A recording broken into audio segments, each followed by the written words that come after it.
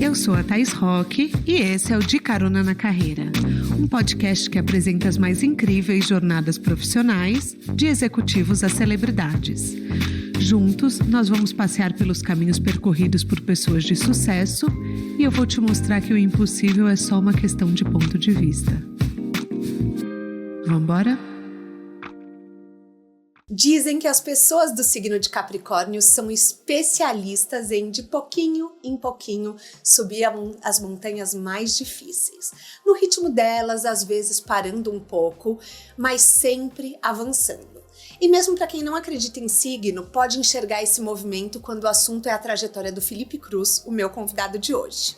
Desde que ele começou a vida profissional, esse capricorniano de 28 de dezembro foi tijolo por tijolo construindo uma carreira que trouxe sucesso, não só para ele, mas para um monte de gente que passou em um dos muitos negócios de conteúdo que ele colocou no mundo. O primeiro foi o site de entretenimento Papel Pop, que consolidou um formato para falar sobre artistas e depois foi copiado por muita gente do mercado. Eram textos charmosos, divertidos, às vezes ácidos, mas sempre muito informativos. Ou seja, a cara do Felipe, que é formado em jornalismo e teve tantos trabalhos diferentes entre si ao longo dos anos. Ele já foi assessor de imprensa da Assembleia Legislativa do Rio de Janeiro e também teve um cargo de editor na revista Capricho. O site está no ar faz 17 anos e foi renovando seu público conforme as gerações se sucederam. As novinhas de ontem são as trintonas de hoje e eu sei bem. Desde então, deu origem a outras investidas justamente para o público leitor. Por exemplo, a festa VHS é perfeita para quem ama música pop, o podcast Um Milkshake chamado Wanda, e atualmente ele também está no ar diariamente com o Papel Pop News, o seu jornal ao vivo no Dia TV. Vamos embora entender como essa paixão por cultura pop virou uma empresa enorme?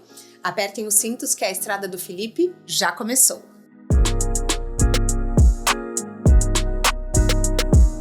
Felipe, seja bem-vindo ao De Carona na Carreira. Quer dar um oi para os nossos caroneiros? Olá, caroneiros e caroneiras, tudo bem? Prazer estar aqui com você, Thaís. Não, Felipe ama cultura pop, já cheguei aqui perguntando tudo dos bastidores. Gente, assim, vocês sabem que eu sou uma fofoqueira. Não é segredo pra ninguém. Eu visto essa camisa do empreendedorismo aqui porque é o meu trabalho, mas na verdade por trás eu quero mesmo saber das fofocas quentes. Então hoje a gente vai navegar um pouco sobre o empreendedorismo e um pouco sobre fofoca de cultura pop, que é a nossa grande paixão. Um pouco de droga, um pouco de salada. Exatamente, Exato. Entendeu? Boa. Então, pra manter o equilíbrio. Mas assim, você veio de Volta Redonda. Sim. Pra São Paulo. E construiu um império de cultura pop do nada. Do nada. E vamos combinar, porque assim é mais de um negócio, então você tá sempre criando novas frentes. E como que é hoje quando você olha para trás pro Felipe, que veio de Volta Redonda? Eu não olho. Você não olha? Eu não olho. Eu odeio fazer isso de olhar pra trás. Eu tava falando até com um amigo meu você volta pra ex, você tem aqueles comebacks? Não, nem isso. Nem isso? Nem Nunca isso. teve um comeback com ex? Não. Ah, para, vai, Felipe, não mente. Juro? Tô falando sério. Aquilo morreu. É daqui pra frente. Eu tô olhando daqui pra frente sempre. É claro que você olha pra trás, você lembra de coisas da sua infância, E o que me liga do Felipe pequeno, adolescente até em Volta Redonda, pro Felipe de hoje, é que eu entendo que tudo aquilo que eu vi e absorvi e aquilo que me fez viver trancado dentro do apartamento, que eu morava no meio da cidade, digamos, no centro de Volta Redonda, era só carro, nas duas principais ruas da cidade, que não é uma cidade pequena. Uhum. Depois do Rio, talvez seja uma cidade grande do sul do estado do Rio. Era filme, música, cinema. Eu tinha férias do colégio, eu ia pra locadora, alugava 10 filmes, levava pra casa, via. Aquilo era o que eu consumia. Aquilo que me fazia feliz e aquilo que me nutria. Era natural que aliás, eu não sabia que aquilo ia virar o meu negócio e o meu trabalho. Porque eu não pensei que aquilo podia me dar dinheiro. Aquilo eu fazia por prazer. Sim. Você foi se apaixonando pelo universo dos filmes, na época nem existia séries, me apaixonou, né? Sim, existia, claro que existia, era da televisão, mas não tinha streaming, mas a gente via nos canais canais pagos já existiam. Mas eu comecei a falar sobre aquilo logo no surgimento dos blogs na época. E aquilo era natural que eu quero dividir essa paixão. Para mim não tinha graça eu ter aquilo só para mim. Você começou a dividir com o blog em Volta Redonda ainda? Não, eu estava estudando jornalismo. Tá. Aliás, não, eu estava estudando publicidade, os blogs surgiram, eu comecei a escrever, eu falei, eu não gosto de publicidade, é jornalismo que eu vou fazer. Tá, daí você mudou. Mudei. O blog e a prática da escrita que me mostrou que eu podia ser jornalista. Tá, então você foi pro Rio fazer Fui pro faculdade. Rio estudar e ali eu, de publicidade, estudando publicidade por um ano, eu falei, eu vou fazer jornalismo. E troquei de curso e comecei a fazer jornalismo. E no Rio não rolou nada. Tá. É difícil ali, o mercado continua ainda difícil. Eu queria um emprego, tinha que pagar as contas, como jornalista. E ali eu fiz muita coisa como estagiário que não tem nada a ver com cultura pop. Sim, não, você trabalhou na Assembleia Legislativa do Rio de Janeiro, você trabalhou na Secretaria de Engenharia, se eu não me engano. Conselho Regional de Engenharia e Arquitetura do Rio de Janeiro. De Engenharia. Eu fiquei chocada quando eu descobri essa informação. Então, até você chegar na Capricho, Exato. que assim, muitos talentos nascem da Capricho, né? Você passou perrengue, fez jornalista, tudo. cobria votação na Assembleia. O deputado falava assim, vamos lá, porque o Complexo do Alemão tá tendo troca de tiros contra o negócio, vocês estão em briga, a gente tem que ir lá cobrir. E eu ia lá. Então tava a grande imprensa, o Jornal do Brasil, o Globo, o Dia, todo mundo. E a gente lá, fica aqui todo mundo. E a gente assim, papai, tiro, e a gente lá. Você tá brincando? E eu cobrindo essas coisas. E aí, às vezes, a gente vai, tá tendo uma briga com sindicalistas, não sei onde. Então, tudo que estava acontecendo de importante no Rio de Janeiro, um prédio caiu no Conselho de Engenharia, eu ia lá cobrir o prédio dos escombros e falar com o arquiteto e falar com o engenheiro. Aprendi a fazer muita coisa de jornalismo na sua base, sabe? Mas aquilo era o que eu estou fazendo. A impressão era, o que eu estou fazendo aqui? Mas eu nunca abandonei o blog nessa época. Eu tinha um compromisso com aquela audiência ali que era muito forte. Eu não posso deixar aquelas pessoas na mão. Eu tenho que atualizar aquilo ali todo dia, contar para elas o que está acontecendo no entretenimento sempre.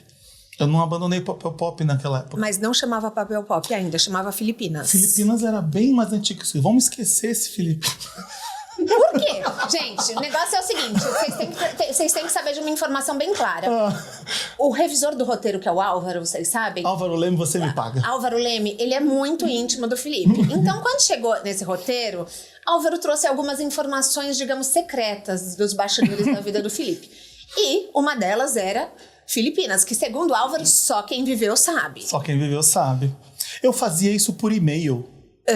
Era... Newsletter. Não, nem era newsletter. Eu escrevia um e-mail gigante, separava por tópicos e escrevia sobre cultura pop, devaneios e mandava para um monte de amigo. Era um monte de e-mail que eu mandava, até surgiu o blog. Eu falei, opa, se tem blog agora, eu posso ter só uma URL. Ele falou, entra aqui para vocês lerem, eu não preciso mais ficar mandando e-mail. E você não... E nasce o blog daí. Então era um experimento. Tá. E era muito sem noção. Era muito louco. Eu falava qualquer besteira que eu queria. Qualquer besteira, tipo um 9gag? Claro que não. Eu nunca fui sem noção do tipo de falar coisa errada, mas era perigoso. Eu lembro da Ana Maria Braga que pagou uma penitência, ou então ela fez um juramento e ela subiu as escadarias de não sei onde. E eu lembro que eu estava fazendo piada disso. Não, coisa que você faz piada. Sim. Né? Mas o humor era diferente há 17 anos. A internet era diferente. Sim, você começou há 17 anos. Quando? A internet era tipo um lado B da televisão. Você podia rir das pessoas sem muita preocupação, que é meio escroto hoje em dia. Mas não era... Eu nunca cheguei a ser maldoso, porque eu não acho graça em ser maldoso. Eu ria da situação mais do que da pessoa em si, sabe? Sim. Mas eram coisas que... Dali, quando eu percebi que aquilo ali tinha um potencial grande, eu falei, eu posso profissionalizar isso aqui um pouco mais.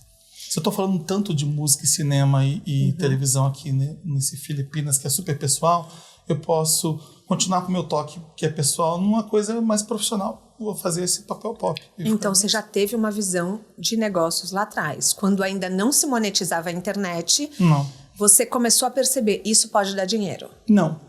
Não? Não percebi isso, pode dar. E, para ser sincero, as coisas que eu faço... Bom, hoje em dia, é claro que você pensa, hoje em dia, Você não quer trabalhar de graça. Ninguém quer trabalhar de graça. Você pensa se aquilo pode dar certo alguma vez ou outra. Tá. Você não está fazendo uma coisa que você não acredita. Se você acredita no que você está fazendo, você pensa que ele pode vir a dar dinheiro algum dia. Mas o mais importante para mim sempre foi acreditar naquilo que você está fazendo, se aquilo é bom ou não. E fazer com audiência você prestar atenção na sua audiência, se aquilo ali está gostando ou não. Se você está se divertindo fazendo aquilo ou não. Se aquele conteúdo é bom o suficiente, se a audiência está gostando daquele conteúdo ou não. Porque é aí que vai dar certo. Você fazer uma coisa pensando que em dinheiro, não sei se vai dar certo. Pelo menos no meu ramo, sabe? Eu concordo, mas eu acho que tem muita gente hoje que tem uma mentalidade de que a internet tem que trazer frutos e frutos rápidos. E eu acho que daí vem grande frustração. Porque eles acabam replicando um formato que já existe e não tendo espaços inovadores. Você, por outro lado, é pioneiro em podcasts. Então, assim, você criou o Wanda há quantos anos atrás? 9 anos atrás. Eu, Marina e Samir tivemos a ideia de fazer o Wanda nessa época que não tinha um formato definido de podcasts. Existia o Jovem Nerd fazendo um podcast que era muito histórico, o formato não era muito conhecido, era difícil entender que era podcast na época. Não tinha muitos podcasts mesmo. E aí a gente inventou, que era um formato bem de revista, né? Sim. Tem o Sobe e Desce, tem o momento de cartas de leitor que é o Me Ajuda Wanda, tem... e foi esse sucesso que ainda é hoje. Mas assim, você acha que os seus negócios atraem tanto a audiência? Você acha que é porque você entende bem o público? Você acha que é um carisma pessoal seu? Porque você é o rosto de todos os seus negócios. O que é que atrai tanto? Porque assim, os fãs de Papel Pop e de Wanda são fervorosos, são assim, leais. São muito leais. O que você acha que por trás conecta vocês? Eu não sei se é meu rosto, porque meu rosto não aparecia até então. Até o Wanda não tinha o rosto do Felipe Cruz aparecendo. Tá. Aliás, foi o Wanda que me fez aparecer. Tá bom, vamos lá, eu vou aparecer. E com isso foi ótimo, porque eu comecei a fazer um monte de coisa que eu não fazia antes. De fazer premiação na TV, umas coisas que eu não imaginava que isso ia acontecer alguma vez. Mas eu acho que a conversa é o principal. Se entender qual tipo de conversa que aquela audiência se interessa.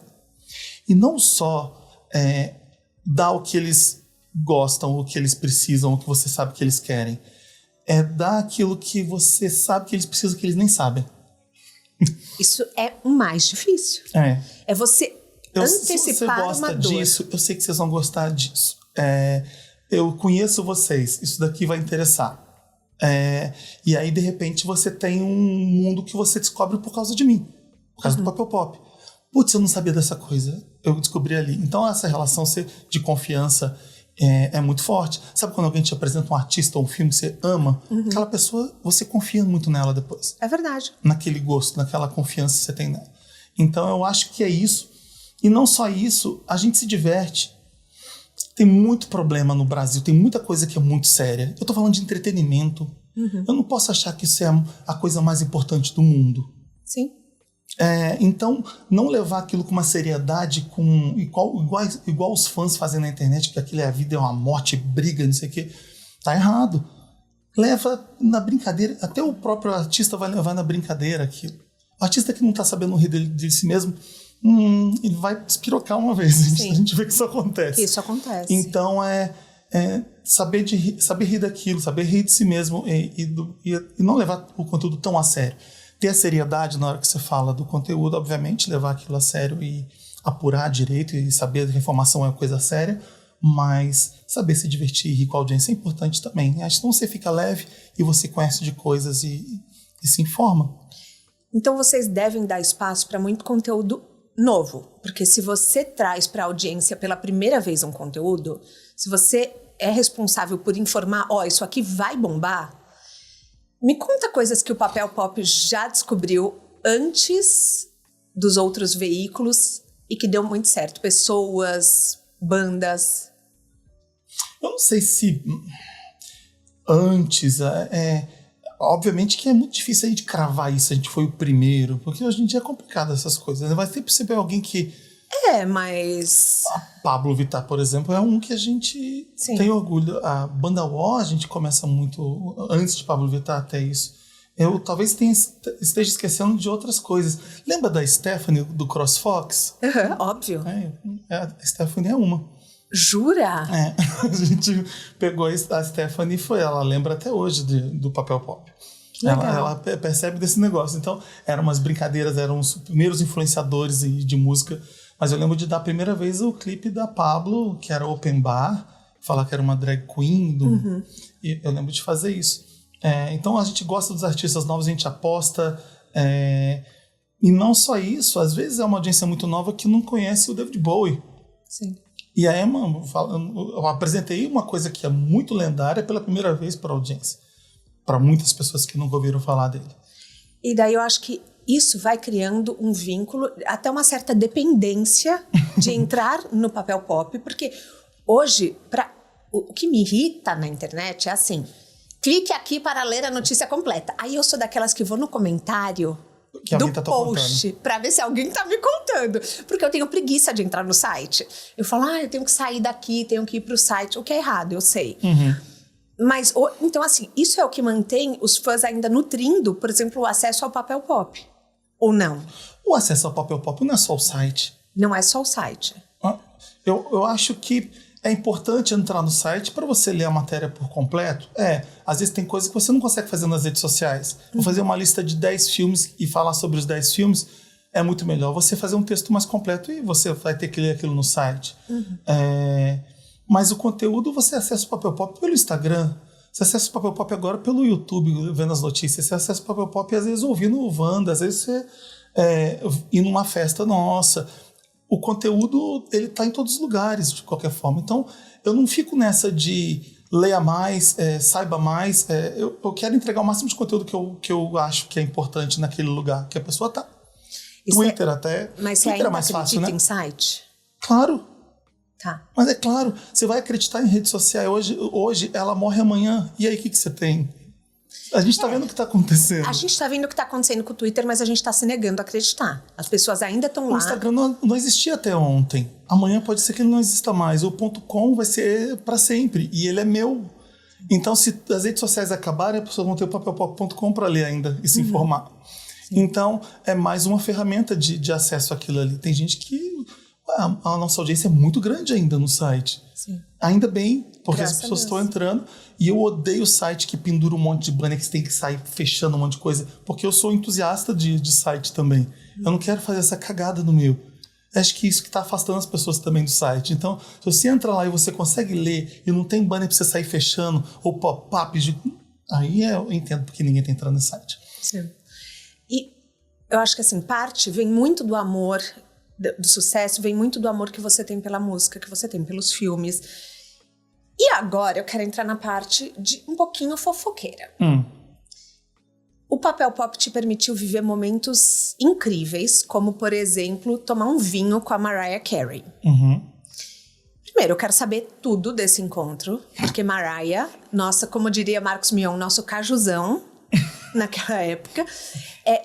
Como foi esse encontro com ela? Foi um final de semana em Nova York que nada vai bater. Pode ser que alguma coisa aconteça para superar, mas até agora nada superou, porque não era só a Mariah. Na noite anterior eu vi a Lady Gaga fechando o Roseland, a casa de shows. E não foi qualquer show, foi aquele show que ela sobe uma escada e beija o Tony Bennett. O Tony Bennett estava do meu lado. Não. Então é aquele show que todo mundo tá relembrando depois da morte do Tony Bennett, eu tava ali ao lado. Então eu vi a Gaga fechando o Roseland na última noite, a casa histórica de shows de Nova York, e no dia seguinte eu ia entrevistar a Mariah Carey. E o Mariah Carey a entrevista vai ser de manhã. A Mariah tá atrasada, vai ser de tarde. Tá bom. Você que já tá ansioso para entrevistar a Mariah Carey, eu sei que é difícil entrevistar a Mariah Carey, assim como é difícil entrevistar a Madonna, assim como são pessoas que não são fáceis de entrevistar. Elas são divas mesmo. Não é qualquer pergunta. Não é chegar lá despreparado. Não é, você pode ter uma entrevista horrorosa. Ela pode te falar que não vai responder, pode pôr óculos escuros e não gostar de você. E aí eu tava ansioso. Olha, vai ser 4 horas. E a assessora era britânica, então o desespero dela eu sentia na voz. Olha, vai ser às 7. E eu não tinha almoçado, eu não sabia, porque vai que eu vou para um restaurante e é agora a entrevista, porque eu tô em stand-by. Sim. E aí ela, Felipe, olha o seguinte, relaxa. Aí eu falei, Relaxa você, amiga. não vai acontecer a entrevista, né? Vem aqui pro hotel quando for umas 9, 10 da noite e a gente vê. Aí eu fui, tá, já era... Isso você tava esperando desde de manhã? Aham. Para. A gente ia ouvir o disco, porque ela ia lançar o disco e não tinha disco pronto. Então, minhas perguntas sobre o disco morrem. Eu tive que fazer uma entrevista com o único single que ela tinha lançado e da carreira dela. Então, já tinha mudado toda a entrevista. Aí eu fiquei, minha amiga estava em Nova York, eu falei, vamos comer? Eu falei, eu vou desistir dessa entrevista, não vou fazer. Ela, você tá doido? Você tá doido? Você tá doido? Eu tava doido, eu tava puto. Eu não vou fazer essa entrevista mais. O que ela acha que ela é? A Mariah Carey. Então, eu vou fazer. E aí fui pro hotel quando era 10 da noite. Eu fui falar com ela 11h30 da noite. E eu chego no quarto de hotel, era uma suíte, tinha uma mesa de centro com um monte de comida e garrafa de vinho e taça. E eu, abusado, falo assim, é por isso que você tá demorando. Você falou? E ela? Ela deu risada, serve vinho pro Felipe. Eu não bebia vinho. Eu não bebo nada. Eu não gosto de bebida alcoólica. Eu aprendi a beber vinho basicamente com a Mariah. Com a Mariah, que é o momento mais icônico que esse. Exatamente. A gente ficou bebendo vinho. A entrevista que era para ser 5 minutos virou 15. Ótimo. Na época, a Ariana Grande estava começando a carreira dela. E todo mundo comparava ela com a Mariah, porque ela cantava bem, tinha os agudinhos. Eu falava, e a Ariana Grande lá, querida, meus filhos também cantam bem. Era Mariah. Era Mariah. Então foi incrível. I don't know her. I don't know her. Nossa. E assim, qual outra história de famoso que você fala, eu não acredito que eu conheci essa pessoa? Putz, são muitas. São muitas. Muitas? Você já conheceu a Kim? Kim Kardashian, não. Não, infelizmente não. A Bárbara já conheceu, minha melhor amiga. Já entrevistou ela pessoalmente. Já entrevistou? Já. Eu só consegui uma foto. Já. Ela lançou alguma coisa e a Bárbara falou com ela. Tem até uma selfie com a Kim. Foi a coleção da C&A, provavelmente. Pode ter sido. Que veio pro e Brasil. A Kim que fez a selfie. Ela, não, me dá aqui o celular. Comigo também, ela que fez. Claro, a mulher é a rainha das selfies. É a rainha das Eu tenho um livro autografado, selfie. Você tem? Tenho. Que massa. Mas que mais, assim, que você pensa e fala, essa pessoa termina a base? O Anthony Hopkins é um que eu fiquei, meu Deus, eu vou entrevistar o Anthony Hopkins. Eu vou entrevistar o Idris Elba. Meu Deus, eu vou entrevistar a Kate Winslet. Meu Deus, eu vou entrevistar... E aí você entra num modo que é tudo trabalho. Já entrevistei cantoras que eu amo, a Jessie Ware, eu já entrevistei a Kylie Minogue. E aí, eu vou parecer snob falando isso, mas aí você tem que tratar ele como qualquer pessoa, senão você não vai fazer uma entrevista boa. É verdade. Então você chegar pra Mariah e falar, por isso você tá atrasando, né? É tratar por igual. Sim. Sem desrespeito algum, mas é assim que você vai fazer uma entrevista boa, porque senão você chega lá assim... então... Vai ser um desastre. Então você tem que conversar com a pessoa por igual. Então você tem que baixar um pouco a bola. Depois que a ficha cai, eu falei com a Kylie Minogue. Aí você pensa depois só. Com a Isa é assim. Eu falei com a Isa agora. E a Isa pra mim é um monumento. Eu amo, venero a Isa. Acho ela incrível. E a Isa me trata como se eu fosse o melhor amigo dela. E eu sempre faço entrevistas incríveis com a Isa, porque ela é um amor. E aí eu adoro porque o papo sai muito bem com a Isa. Acho que o segredo é também esse. É não ficar tão deslumbrado quando você for falar com a pessoa. Você sabe que o Álvaro fala pra mim em alguns roteiros... Você tem que segurar o entusiasmo, amiga. Menos. Ele fala pra mim menos. Mas não é isso que eu tô falando.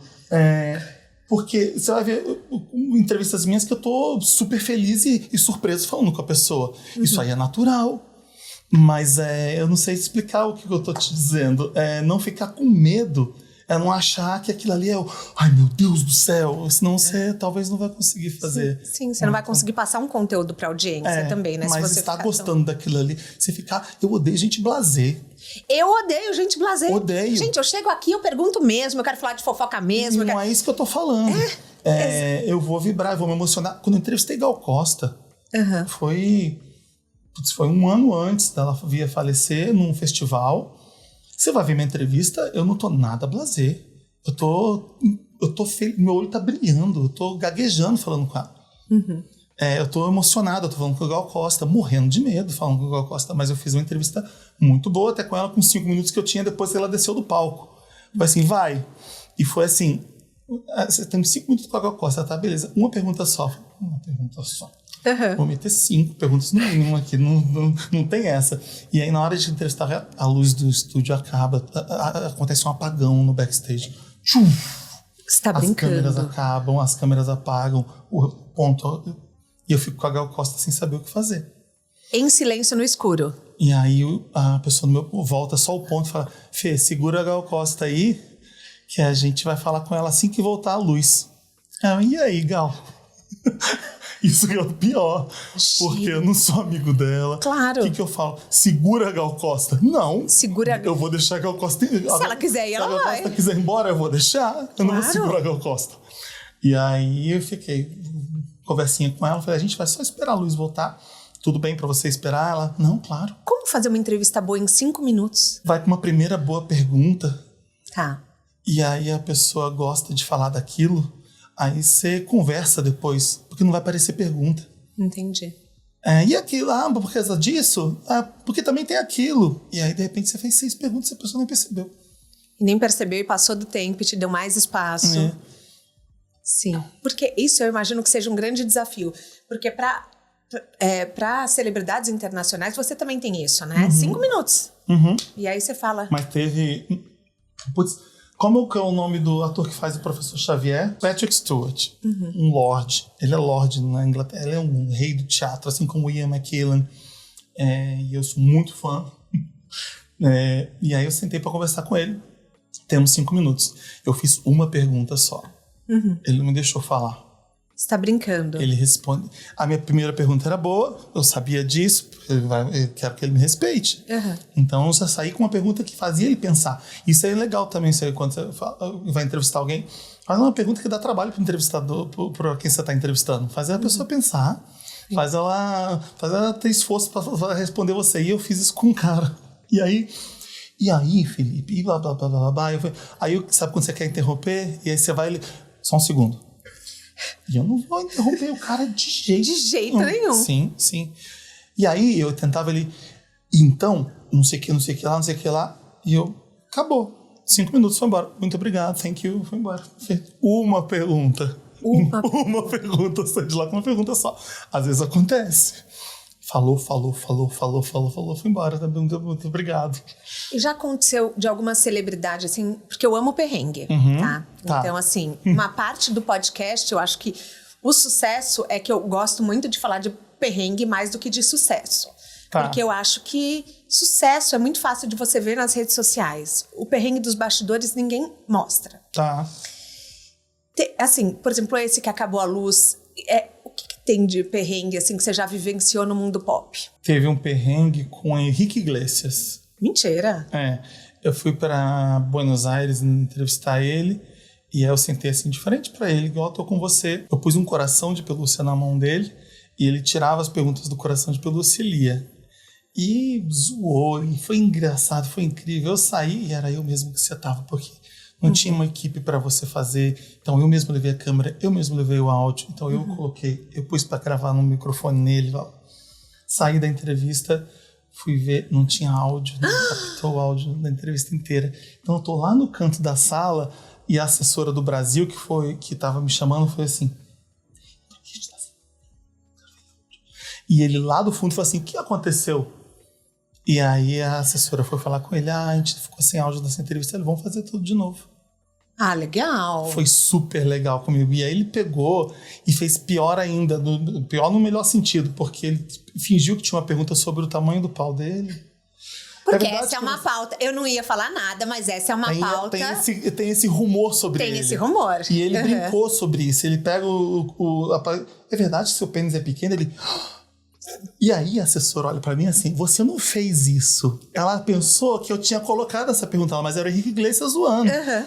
Não pus isso. E eu desesperado. Então tem essas brincadeiras. Você conhece quando a celebridade é incrível e quando ela não é também. Porque já aconteceu também de não captar o áudio durante um ao vivo com Demi Lovato.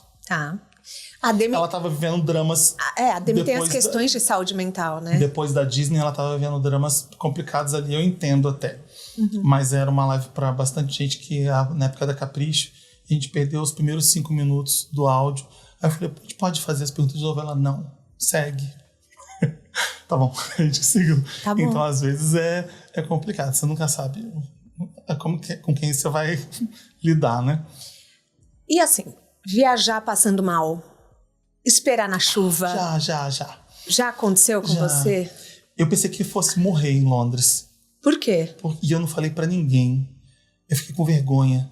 A gente tava assistindo, sabe o Rocketman, o filme do Elton John? Óbvio. Eu fui acompanhar as gravações. Que legal. E aí, uma cena de dança no frio. E eu falei, vou levar esse casaco, eu não passo muito frio. Ah, querido. Era num campo aberto. Em Londres era frio de 0 graus. Era frio. Sensação horrorosa. E eu não sei se eu tive hipotermia, eu não sei o que eu tive. Eu sei que eu tava tremendo, batendo queixo. E a gente viu 46 takes da mesma cena. 46? É uma dança. Eles fizeram 46 vezes uma cena de uma dança. É assim, é um saco ver filme sendo gravado.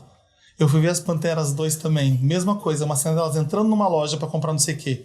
60 takes da mesma cena. Gente, não ia conseguir ser atriz nunca. Imagina cantando e dançando. E com cara de feliz. Com o Taron Egerton lá em todas as cenas, feliz. Sem estar cansado.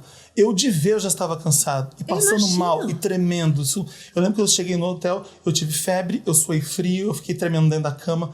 Eu encharquei um lençol inteiro. Eu falei, o que eu faço? Eu tomo o quê? Eu falo pra quem? Todo mundo gringo lá, sem saber, eu não sabia que eu tinha. Eu sei que eu dormi, no dia seguinte eu acordei vivo, graças a Deus estou aqui. Mas eu pensei que eu ia morrer naquela noite. Nossa. E era um hotel de casa mal assombrada, basicamente. Era um hotel no countryside de Londres. Mesmo hotel que eles gravaram The Rock Horror Show, musical. Tá. Então parecia mesmo um hotel de mal assombrado. Ai, que medo. Eu tava naquelas não me conta camas. essas coisas. Eu tava naquelas camas com aquele. Tinha uma coisa parecia de princesa que você cobria. O chão. Então E aí você olha lá pra trás, era só mato, pato. Eu ia dormir rezando. Juro. O que eu fiz? Rezei e dormi. Acordei vivo, graças a Deus. Porque eu sou dessas, eu já qualquer coisa não venham falar comigo, já tô avisando, hein? Qualquer coisa, se vocês desencarnarem, nem aparece na minha vida, porque eu morro de medo. Entendeu? Eu gosto de coisas místicas, eu vou num tarô, eu vou num balacobaco, mas existe assim, limite. Existe limite.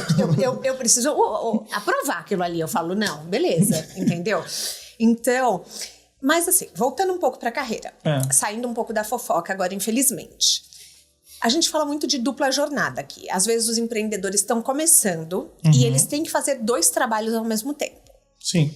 Você fez dupla jornada na Capricho com o papel pop durante um bom tempo. Sim. E eu vi uma entrevista sua falando que você chegava a fazer 30 posts por dia. Sim. Porque você coordenava o online da Capricho, né? E o papel pop. Como que era isso pra você? Não. Eu fazia 30 posts por dia quando eu não estava na Capricho. Eu tinha que entregar 30 posts por dia porque era uma obrigação que eu sentia. Eu percebi que na Capricho eu não ia conseguir fazer isso. Tinha um trabalho que eu tinha que entregar também. Eu não podia ser irresponsável com o meu trabalho que pagava as contas. Aquilo o papel pop era um investimento, então.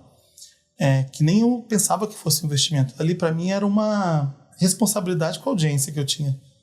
As pessoas vão entrar aqui, não vai ter post, e aí? Tá errado, tem que ter. Eu tenho que atualizar, senão eu deixo todo mundo na mão. E aí foi a primeira vez que eu contratei uma pessoa.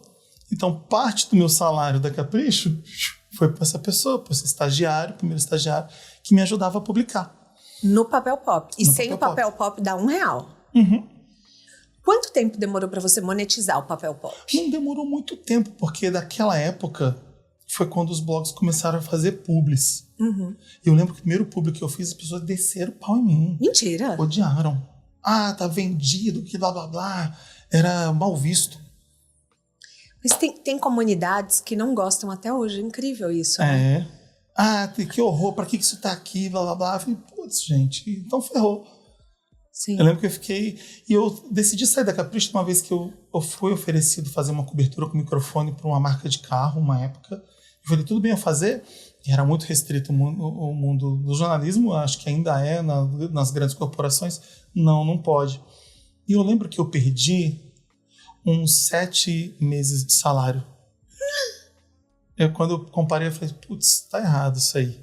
Sim. Quando eu vi o dinheiro que eu perdi porque a Capricho não me deixou fazer, porque a Abril não me deixou fazer, eu falei, chegou a hora de sair da Capricho. Porque se o Papel Pop tem essas oportunidades chegando, é melhor investir. Se eu estava investindo, sei lá, 30% do meu tempo no Papel Pop, é melhor investir 100% mesmo, porque aí vai dar muito mais retorno. Sim. E daí você começou de casa, fazendo Papel Pop, com Sim. um estagiário. Com o estagiário. Tá. E ele trabalhava remoto ou trabalhava com você? Trabalhava remoto. Tá. E daí, me explica uma coisa. Como funciona a sua cabeça quando você vai criar um negócio? Você tá sempre de olho em oferecer algo que não existe, porque ter a ideia de um podcast não era óbvio há 9 anos.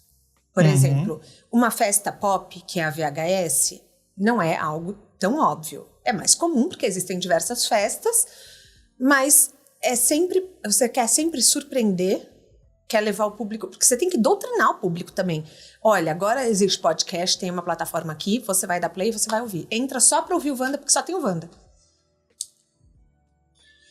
Eu não penso tanto...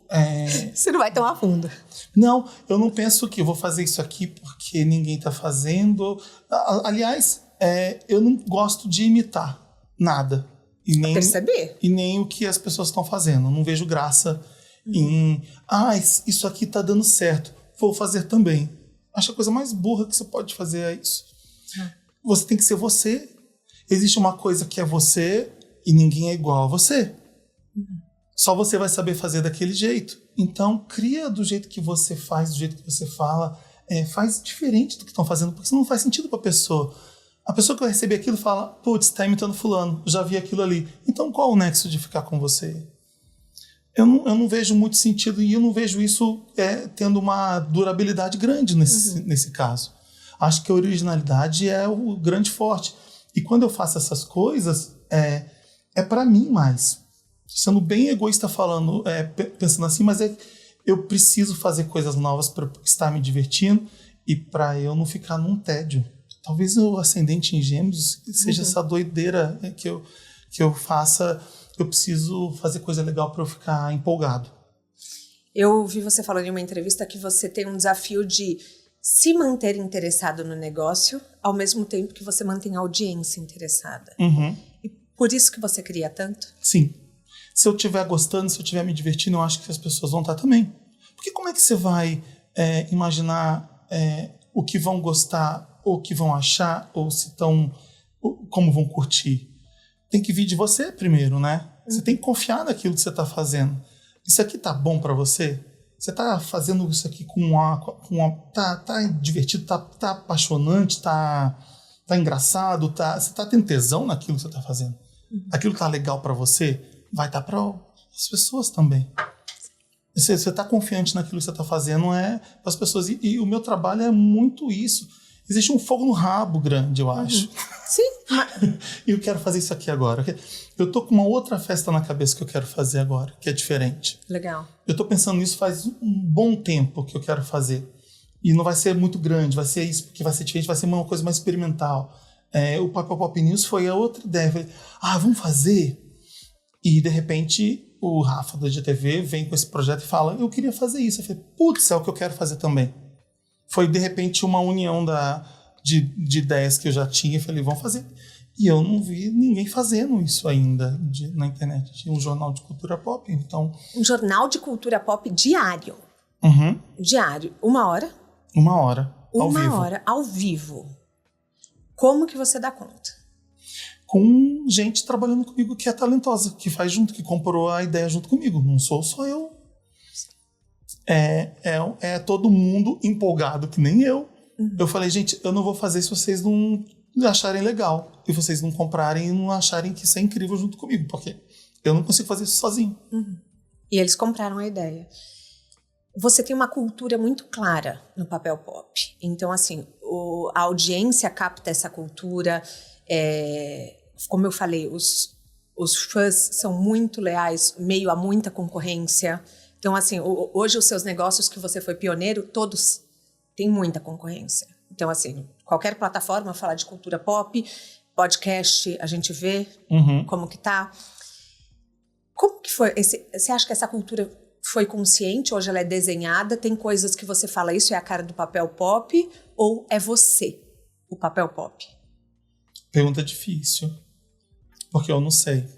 Um entrevistador me disse uma vez para eu fazer o convidado pensar. Exatamente. Não sei o que mantém. Eu tava falando com um amigo meu, porque a internet ela é muito novidadeira, né? E o mercado gosta de novidade também. Talvez o mercado seja bem parecido comigo. Eu quero fazer coisa nova de vez em quando, sempre. E não é pensando no mercado, é pensando na audiência e em mim, basicamente. Eu quero fazer isso aqui, acho que o povo vai gostar. Acho. Eu tenho certeza que eu vou me divertir, que eu vou fazer, e acho que vão gostar. Também é uma aposta. Já aconteceu de flopar? Não. eu tive sorte até agora. Você teve sorte? E eu não sei se também seja sorte a palavra.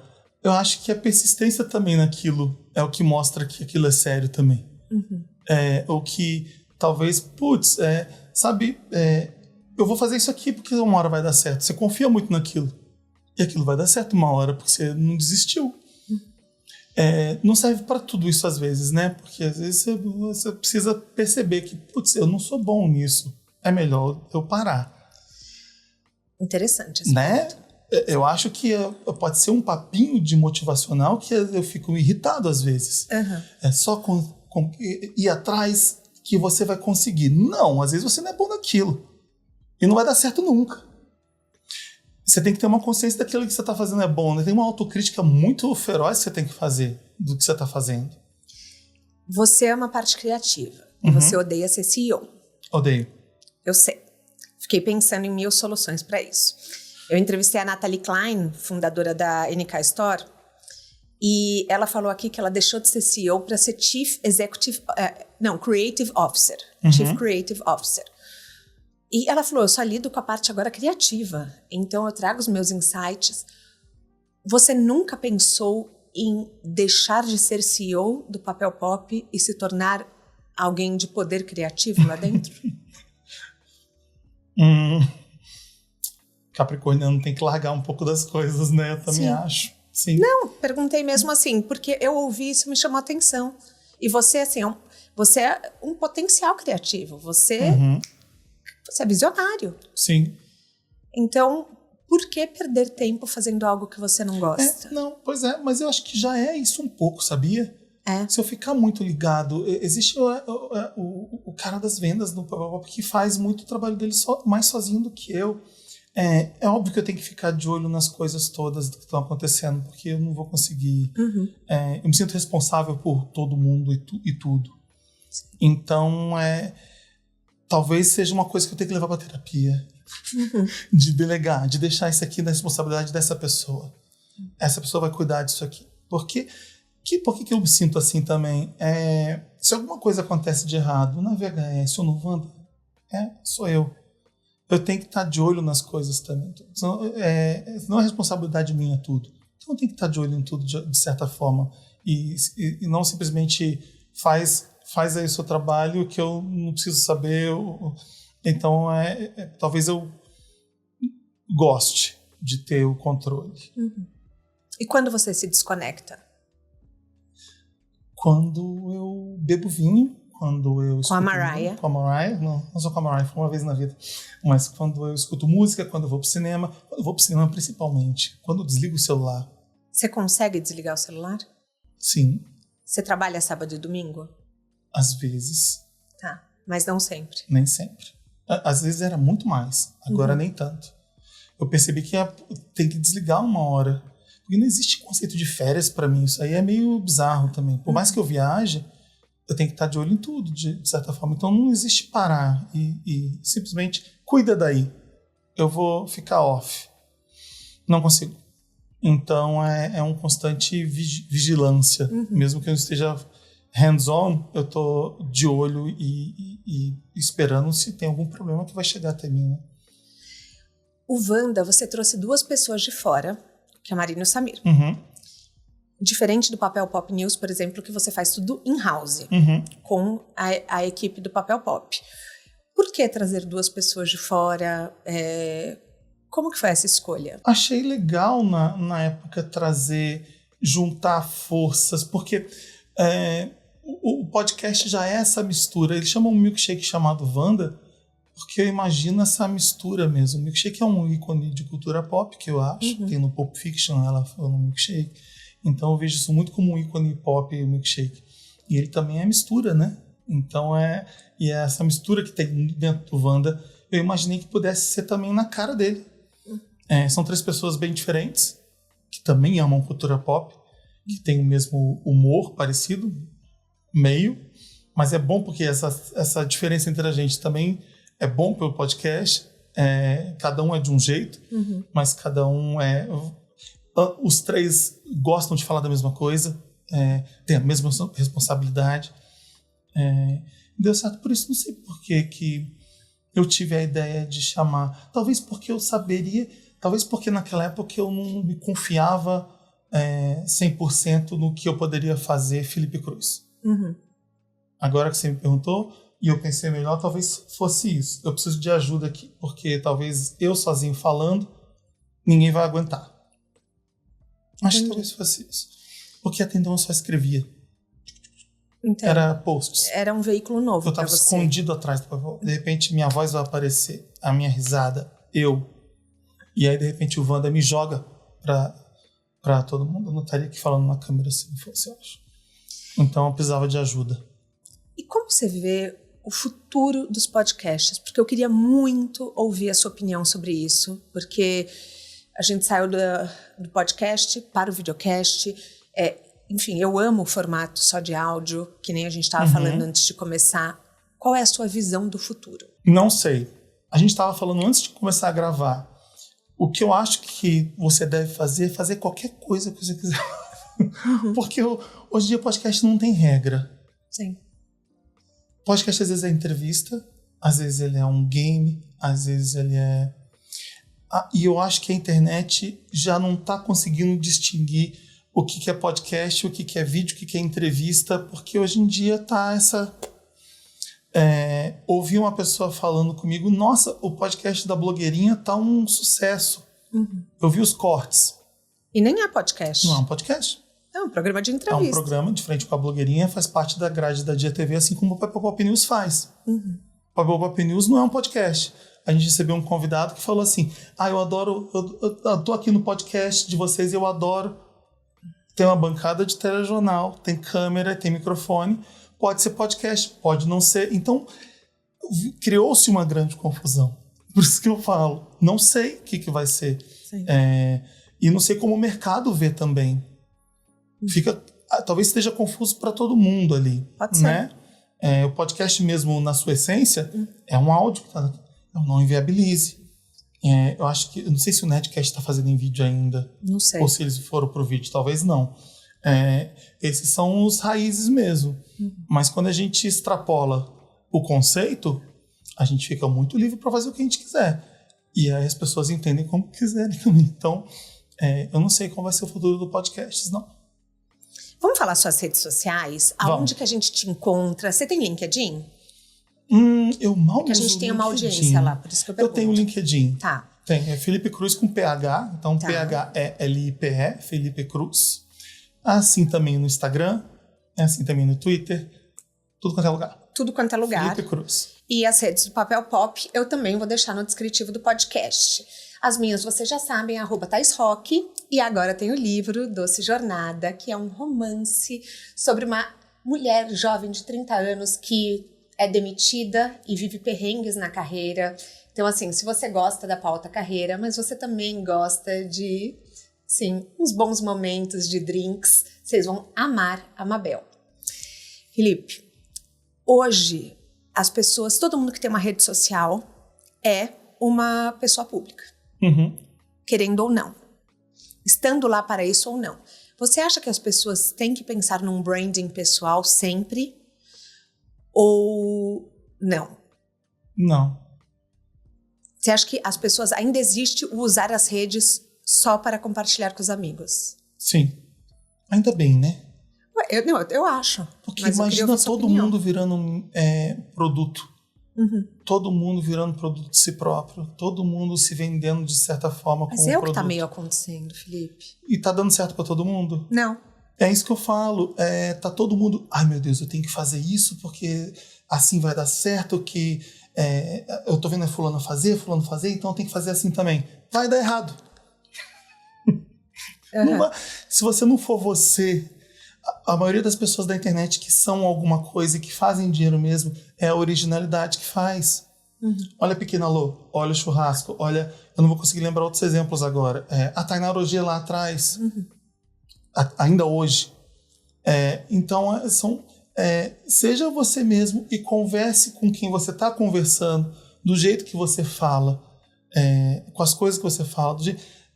E pare de achar que é falso. As pessoas percebem quando é falso. As pessoas percebem quando você está pondo uma cara, uma máscara e querendo fazer coisa que não é você. Ninguém compra isso, eu acho.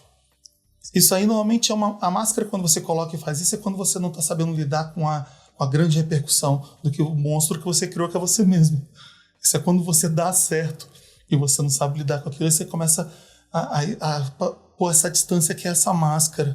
As pessoas estão colocando isso no começo, quando não tem nem criando audiência direito. É estranho. As pessoas precisam saber quem é você. Se você não for você, ninguém quer saber de você. É verdade. Se você não for você, ninguém vai querer saber de você. Guardem isso, caroneiros, porque pode parecer óbvio, mas não é. É um baita insight. Você tem um traço muito generoso na sua personalidade, que as pessoas que cruzam o seu caminho decolam muito profissionalmente. Você pode falar que não, mas assim, eu posso listar aqui pelo menos uns 10 nomes de pessoas que você, inclusive, ajudou a criar a carreira criativa. Você acha que isso é um incentivo seu? Você acha que é por exemplo? As pessoas se aproximam de você já com esse intuito? Não acho que ninguém se aproxime pensando nisso. Eu não vejo graça em não criar junto. Eu acho que, quando eu falei logo no começo da entrevista, eu tô amando tudo isso aqui, eu preciso compartilhar com alguém. Eu acho que talvez essa generosidade seja também nesse trabalho. Eu não quero todo esse holofote só para mim, não vejo tanta graça nisso aqui.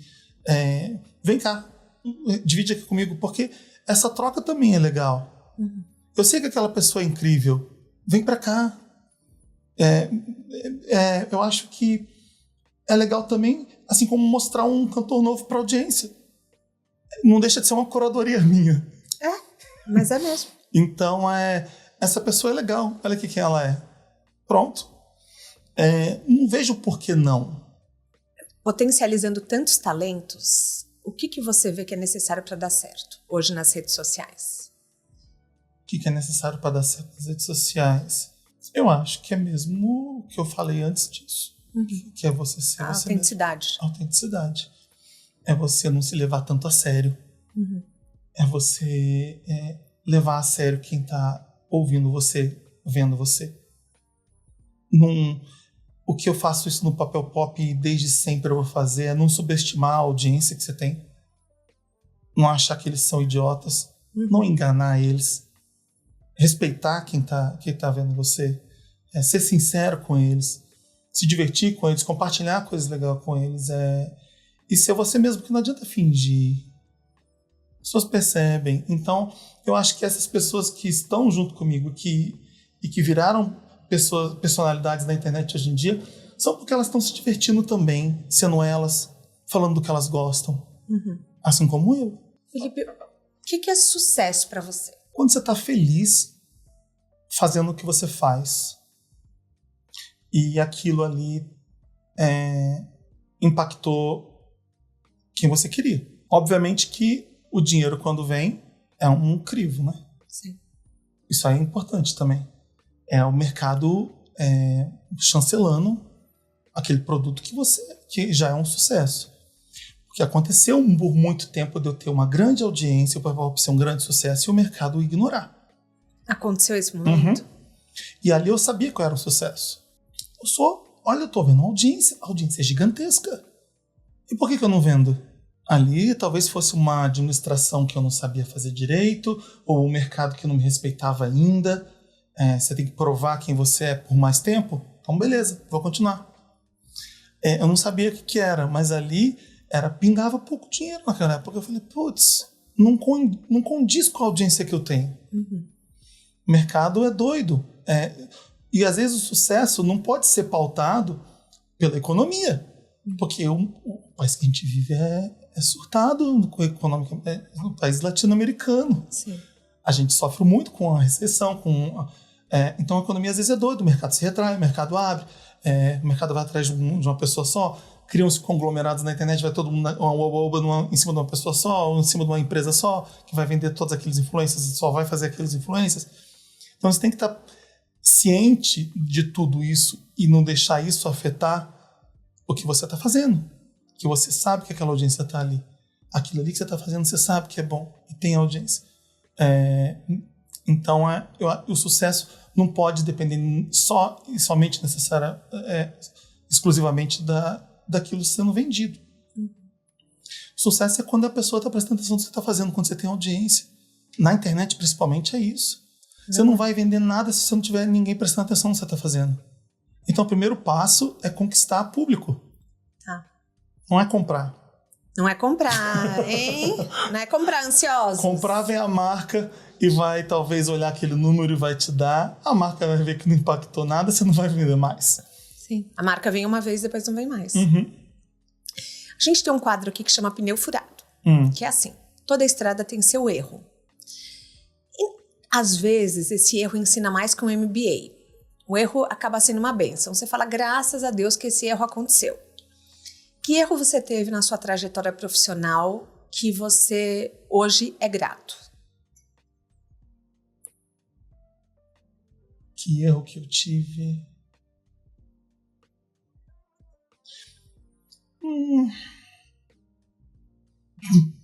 Tá bem? Eu na entrevista de emprego, eu sou perfeccionista. Não, no começo do Papel Pop, quando eu começo a fazer dinheiro, eu não tinha um financeiro. Eu não pensei que eu precisava. A empresa é minha. O dinheiro é meu. Eu posso fazer o que eu quiser. Eu comprava um sofá com o cartão da empresa. Viagem. Vou viajar. Passava o cartão do Papel Pop. Eu não tinha noção de que era administrar uma empresa. Eu sabia que era conteúdo, sabia que era audiência, sabia postar, escrever. Mas administrar um negócio, eu não tinha a mínima noção. E como que você aprendeu? Dando merda com dinheiro. Eu falei, meu Deus, e agora? Estraguei o caixa. Não podia ter feito isso. Podia porque eu era o único sócio, eu não tinha que prestar contas para ninguém. Sim. Mas tá errado, porque a saúde da empresa tem que estar ali. Eu tenho salário hoje em dia e tenho há muitos anos. Não é assim que se faz. E ali eu tive que aprender errando. Falei, putz, eu preciso de financeiro. Fui atrás de uma pessoa. A pessoa, mas por que você está fazendo isso? Eu falei, porque eu posso? Não é assim. Então foi um erro bem bobo de uma pessoa que era jornalista e não sabia que era administrar uma empresa. Na sua mala de viagem, um livro, um filme, um documentário, não precisa ser sobre carreira, mas que mudaram sua vida. O livro é O Apanhador no Campo de Centeio. Amo. Eu lembro de ler Ótima chorando. Escolha. E nunca voltei, nunca li de novo. Eu também nunca li de novo. Porque eu tenho medo de não ter o mesmo impacto. Uma curiosidade de cultura pop. Você sabe que o atirador do John Lennon estava carregando o apanhador no Campo de Centeio? Sim. Você já passou perto do prédio? Já, morei em Nova York. Sim. Eu sempre penso nisso. E você sabe que eles tomaram o bebê de Rosemary também lá, né? O bebê de Rosemary. E que a Yoko mora lá até hoje. Exatamente.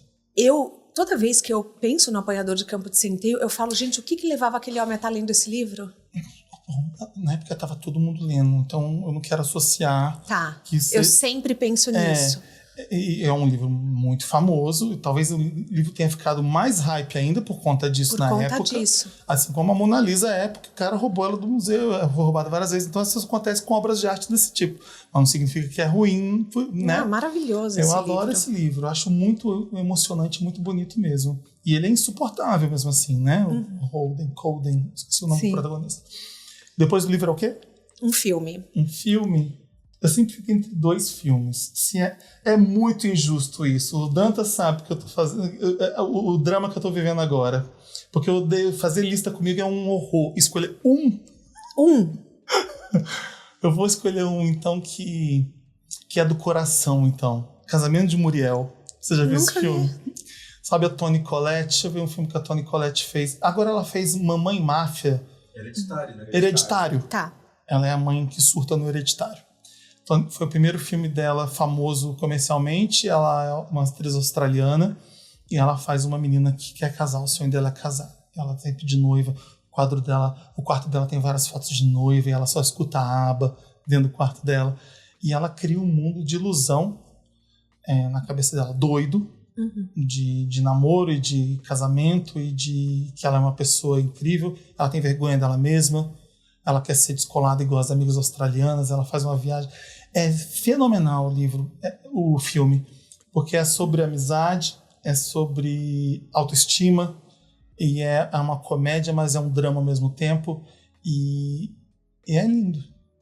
Um documentário ou um TED Talk? Eu vi agora, nesse final de semana, um documentário que a Mônica Lewinsky é a produtora. Ah, é? Na HBO. E eu não vou lembrar o nome do documentário agora, porque me fugiu. Mas é sobre cancelamento. Nossa, que interessante. A Anitta falou agora recentemente que ela foi a primeira cancelada do Brasil.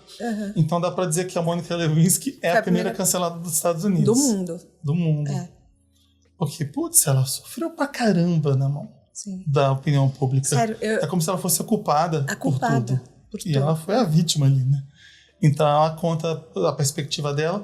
Eles entrevistam um monte de pessoas na internet que foram canceladas e sofreram. Tem um cara na pandemia que comprou um monte de álcool em gel e vendeu por preço superfaturado e foi cancelado na época.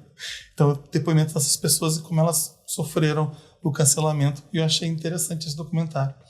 Eu, obviamente, estou esquecendo um monte de documentário incrível. Mas eu amei esse, eu quero assistir hoje. É de agora esse documentário. E fala muito dos tempos atuais de internet e cancelamento. Felipe, a gente chega ao fim da nossa carona. Oba!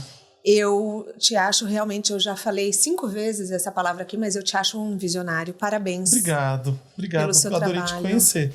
É assim, fiquei muito feliz mesmo de te entrevistar. Álvaro estava vibrando nos bastidores. Não tá aqui? Porque ele tá na Europa, passeando. Não sabia. Corrigir roteiro que é bom, agora nada, meu filho. Agora tá só no glamour. Mas eu queria te agradecer muito por você ter vindo até aqui. Imagina. E falar para todo mundo ouvir o Wanda e acessar o Papel Pop. Se você gostou do episódio de hoje, fica a dica do episódio do Thiago Teodoro, que é o melhor amigo do Felipe.